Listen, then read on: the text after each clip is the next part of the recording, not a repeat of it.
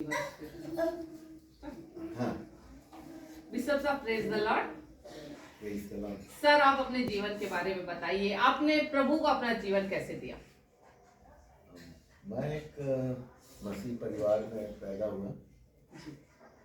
अच्छी शिक्षाएं मिली जैसे एक मसीह बच्चे को मिलती है, लेकिन मैं पथ से भटक गया था। बहुत से एक्सीडेंट हुए, और जब एक्सीडेंट हुए तब एक गीत ने मुझे प्रभावित किया था, जब मैं कब्र में चला जाऊंगा तब मेरे लहू से क्या लाभ होगा। क्रिश्चियन होने के नाते ये तो मालूम था कि प्रभु यीशु मसीह ने जन्म लिए और मृत्यु भी निश्चित है, लेकिन मृत्यु के बाद मेरा क्या होगा, ये प्रश्न जो है मुझे परेशान करने लगा। और एक ऐसा समय आया कि मैंने अपना जीवन प्रभु को दे दिया। और गुरु थे T.I. जेकब, बाइबल ट्रेनिंग दिए, और उस वक्त जब यहाँ बाइबल क्लास लगा करती थी, कॉलेज लगा करता था, और भी बहुत से प्रभु के दास आया करते थे, तब एक प्रार्थना हुई कि प्रभु इस स्थान से तेरी महिमा हो।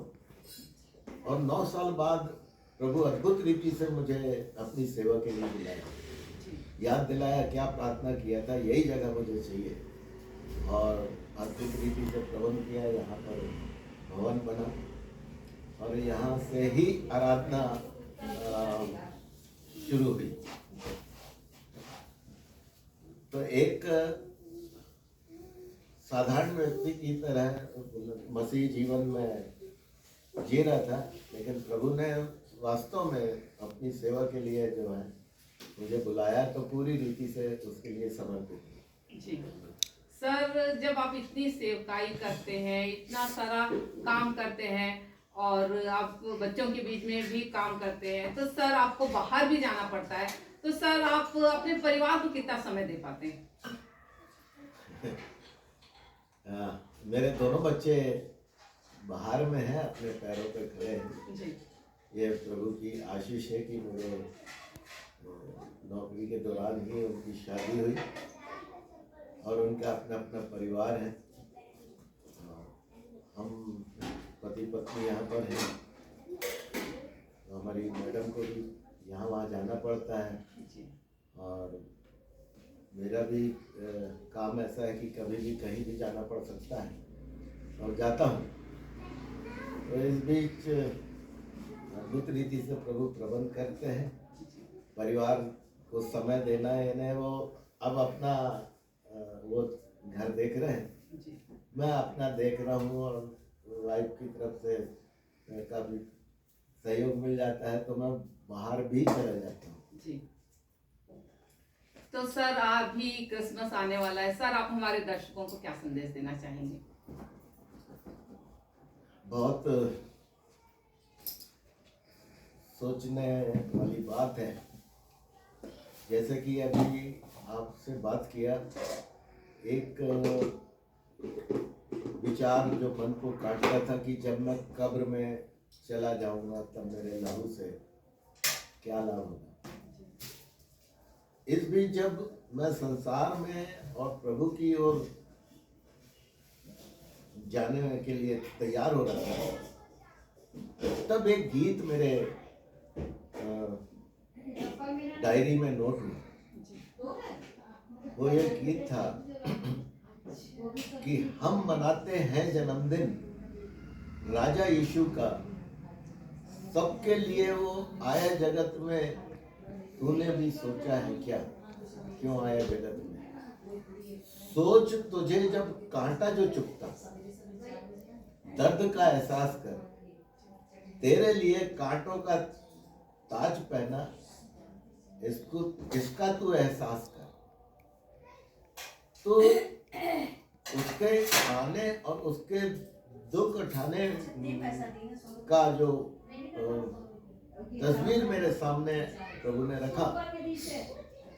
तो आज के समय में हम देख रहे हैं कि जितना तेजी से काम होना चाहिए सुसमाचार प्रचार का, उसको शैतान ने रोक दिया।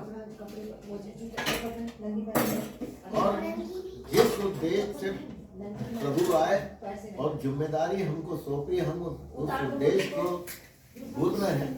सिर्फ उसके जन्मदिन को ही मना रहे हैं। उसके आगमन की तैयारी के लिए लोगों को तैयार, मुझे नहीं लग रहा कि लोग ऐसा कर पा रहे, जबकि होना चाहिए कि एक पश्चाताप कि जो काम प्रभु आपने दिया हमने नहीं किया, और आपके आगमन का समय बाइबल के अनुसार बहुत ही निकट आते जा रहा है। तो ये जो अवसर हमें मिला है क्रिसमस मनाने का, तो ये इसमें ये भी याद करना चाहिए कि जब वो दोबारा आएंगे तो न्याय आसन में बैठेंगे, तब हमारा क्या है। सर आप इतना अच्छा गाना गाते हैं सर, गीत गाते हैं, और मुझे पर्सनली आपका गीत बहुत पसंद है सर। एक गीत क्रिसमस के लिए, एक गीत हमारे दर्शकों के लिए सर, छोटा सा। क्रिसमस का गीत तो मैं नहीं गाऊंगा जी, लेकिन एक गीत याद दिलाना चाह रहा हूँ कि हमने पैदा हुए यीशु को, जो पैदा हुआ है उसको उतना नहीं जान रहे जितना कि उसने हमारे लिए अपना बलिदान देके सारे लोगों के लिए दरवाजा खोल दिया। और जो गीत बहुत पसंद है वो ये गीत है,